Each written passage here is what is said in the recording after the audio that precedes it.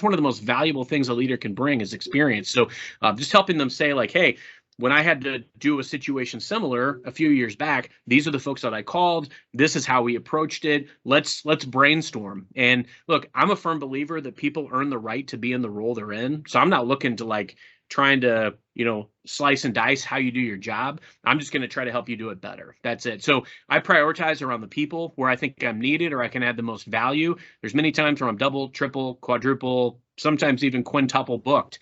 And I pick what's going to have the most impact, who needs me the most, but I make sure I communicate above all else, be transparent, build trust. That's the foundation for success. But you're not going to get it perfect every time. You're not going to get it perfect every time. You just got to take it a day at a time, meeting at a time. What about you, Matty? So I think that two things. Carson's spot on about being transparent. I have started inviting my boss to every single call, meeting, webinar, and he's like, Matt, and I did it last Saturday. I just had a couple minutes on a Saturday to send some calendar invites out. He's like, I love it. He's like, I absolutely love it. I said, listen, my job is I don't want you in St. Louis. As much as that sounds, I'm not trying to be rude, but like, I want to be the guy in St. Louis that you don't have to worry about coming to St. Louis because you know what's going on. On our Friday recap call, you should know, we shouldn't have to have one because you know what's going on in my world. Same thing on Mondays. My boss should be able to go to his bosses and tell them exactly what's happening in my world. And I should be able to answer any questions they have, and so should he. So I think transparency, number one. Number two, John, it's no secret. I mean, I have 3 young ones, 8, 5, 6, non-negotiables. Morning walks with my son have become a non-negotiable. If a customer cannot understand that I'm going on a 30-minute walk with my kid in the morning to talk about his goals and what he wants to do for the day, they might not be the right customer for me. Doesn't mean they're the right customer for my company, just maybe not the right person for me to deal with on a direct basis. So those different non-negotiables, like I'm taking my daughters to swimming lessons on Mondays and Wednesdays. I'm walking with my son in the morning. Those things have to be done to keep the house in order. And when I'm at work, I like to use the phrase, be where my feet are. When I'm in this car and when I'm with customers, I'm where my feet are at. I'm concentrating on the customers, the company, and the salespeople. When I'm at home, that's where my feet are, at home. Berra, you've always got those those one-liner hits. Love them, man. I love them. You get me fired up every time. John, what about you, man? Man, my world is like, I live and die by my calendar, and it's the only way that I can function. I have a wandering mind, and I have a hard time staying focused on one task. Call it ADD, undiagnosed, whatever it may be. I see a squirrel and I am chasing it. And so I live and die by my calendar. And that's really what I've kind of found for the last year, when I really got more involved in social and I started to take on some different opportunities with, helping other organizations and things like that, as well as being fully present in York.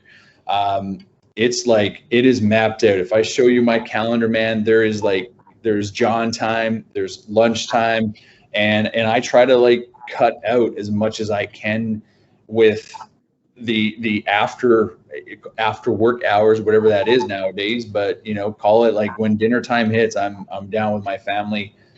And based on my family schedule, my kids are a little bit older than Matt's, and they're relatively independent. So I have that luxury too at 8 o'clock at night, when my kids are playing PlayStation or doing something else and they don't want to be around the parents anyway. I can engage a little bit and get my calendar tightened up for the following day. But I pencil in as much as I can, man, and it's the only way that I can do it, because if not, I wouldn't accomplish the tasks, and I'd be all over the place.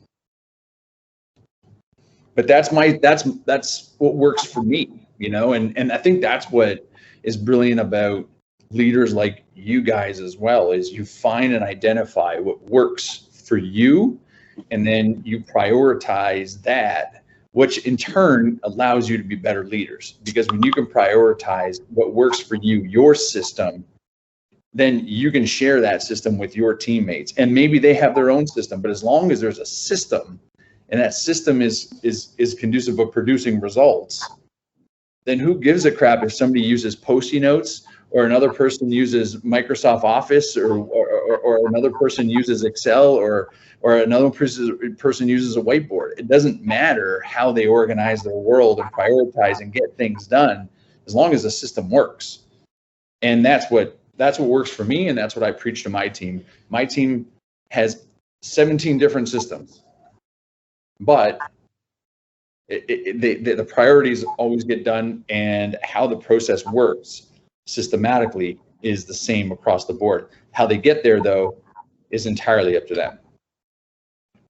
I'm smiling, Carson, like that term, see behind the corners.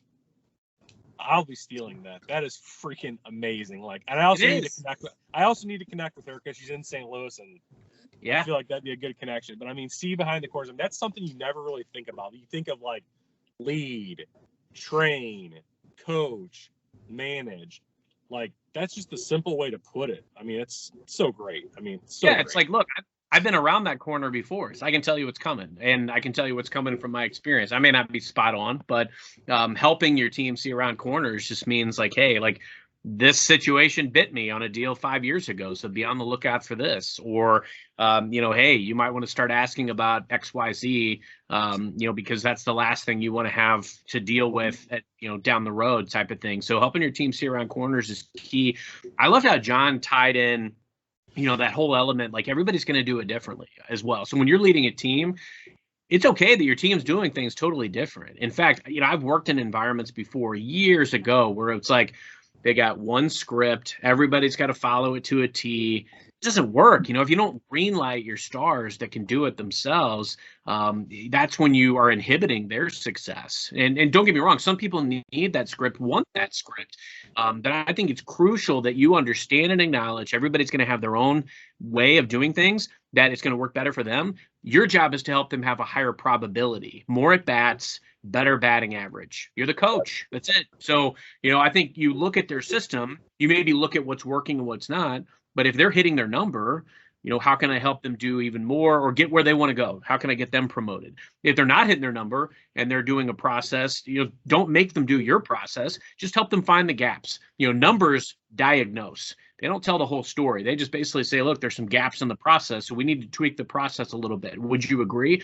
I used to ask sellers all the time, like, who in here is 100% satisfied with their results? One wisecracking guy's hand would usually go up, but I'd be like, exactly. So why are you so afraid to gamble results that you're not satisfied with by doing something a little bit differently? Like, let's challenge ourselves to flex some new muscle. But I love how John tied it all together, because everybody's going to have a different process. It's our job to help them make their process work better. I think you get buy-in from the team too. When it comes to collaboration and partnership, part of my interview was, how do you want to do this role? I want to make our sales managers and our sales reps more money. I want their job to become easier. I want to remove their roadblocks in opening new business and developing new business.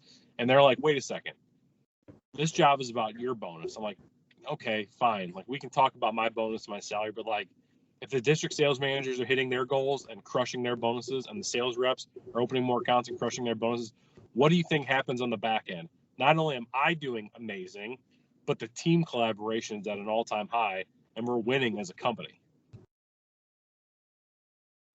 I don't remember the last time I worried about numbers. They've always just been there as a byproduct of process and people. Activity. Mm-hmm.